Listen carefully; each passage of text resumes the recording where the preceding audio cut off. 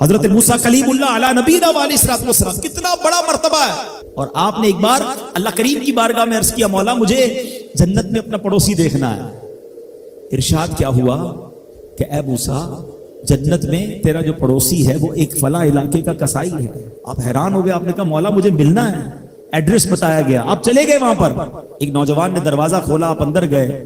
گھر میں گئے تو دو بوڑھے ماں باپ، بوڑھی شخصیات تھی.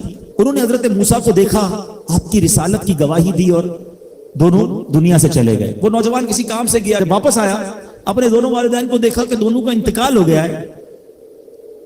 تو کہا ہو نہ ہو آپ حضرت موسیٰ علیہ الصلوۃ والسلام. حضرت موسیٰ نے کہا میں نے تو نہیں بتایا کہ میں کون ہوں، تمہیں کیسے پتا چلا؟ کہا میرے ماں باپ روزانہ دعا کرتے تھے کہ یا اللہ اس وقت تک موت نہ دینا جب تک حضرت موسیٰ کا دیدار نہ کر لیں. آپ ہمارے گھر آئے ہیں، آپ کو انہوں نے دیکھا ہے، یہ چلے گئے دنیا سے، آپ ہی حضرت موسیٰ ہیں. حضرت موسیٰ نے فرمایا بتاؤ کچھ اور بھی دعا کرتے تھے؟ کہا ہاں میں اپنے بوڑھے ماں باپ کیونکہ چبا نہیں سکتے تھے، روز ان کو دیوالے چبا چبا کر کھلاتا تھا، اور جب بھی کھانا کھلاتا تھا نا میری ماں دعا کرتی تھی یا اللہ میرے بیٹے کو جنت میں موسیٰ کا پڑوسی بنا دینا. حضرت موسیٰ کہتے بیٹا تیری ماں کی دعا قبول ہو گئی ہے، تو ہی جنت میں میرا پڑوسی ہے. یہ ہے ماں کی دعا، اور یہ وہ دعا ہے جو بن مانگے مل رہی ہے، جو ماں کے دل سے نکل رہی ہے. آؤ میں بتاؤں کچھ بڑے آدمی، واقعی جس کو کہتے ہیں بڑا آدمی کون ہوتا ہے؟ امام اعظم ابو حنیفہ رضی اللہ تعالیٰ سے بڑا تو کوئی نہیں نا، کتنے بڑے وقت کے امام ہیں.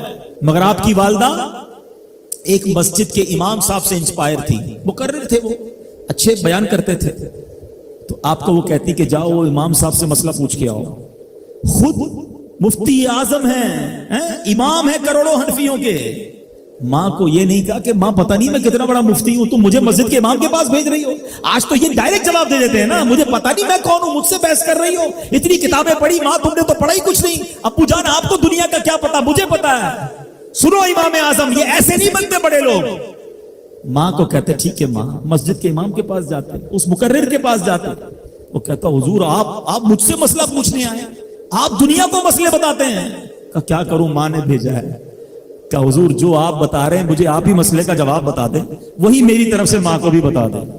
ایک بار ماں نے کہا کہ میں خود جا کر پوچھوں گی، پھر بھی امام اعظم نے منع نہیں کیا. اچھا کئی میل کا سفر تھا. امام ابو یوسف کہتے ہیں ہم نے خود دیکھا کوفہ کی گلیوں میں کہ امام اعظم اس خچر یا اس سواری کے لگام تھامے ہوئے ہیں، ماں اس پر سوار ہے اور وہ بازار میں اسے لے کے جا رہے ہیں. ماں کو یہ نہیں کہا کہ ماں تم مجھے تکلیف دے رہی ہو، وہ میرا شاگردوں کا بھی شاگرد ہے، اس کو کیا پتا جو مجھے پتا ہے. اللہ اکبر. ماں جاتی ہیں، مسئلہ پوچھتی ہیں، واپس آتی ہیں، امام اعظم ماں کو کچھ نہیں کہتے. یہ ہوتا ہے ماں کی فرما برداری. آج دیکھو دنیا ان کے گن گا رہی ہے. سیدنا بایزید بستامی رضی اللہ تعالیٰ عنہ کتنا بڑا نام ہے، اولیاء کے سردار ہیں. دیکھو ماں کی خدمت کیسی کرتے تھے. آپ کی والدہ نے سردیوں کی رات تھی، سخت سردی کی رات، آپ سے پانی مانگا.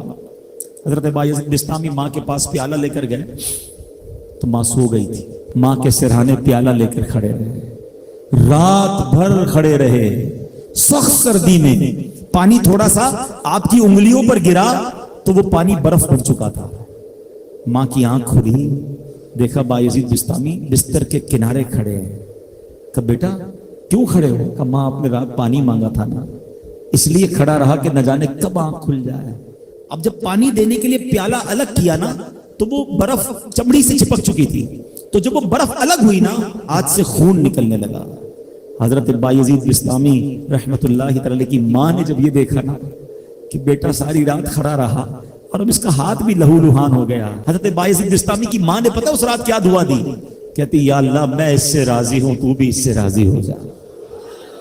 دیکھو کیا مقام ملا، اولیاء کرام کے سردار بن گئے. یہ وہ دعائیں ہیں جو دل سے نکلتی ہیں. ماں باپ کی خدمت ایسی کرو، اب کہو نا ان کے دل سے دعا نکلے. جب وہ دعا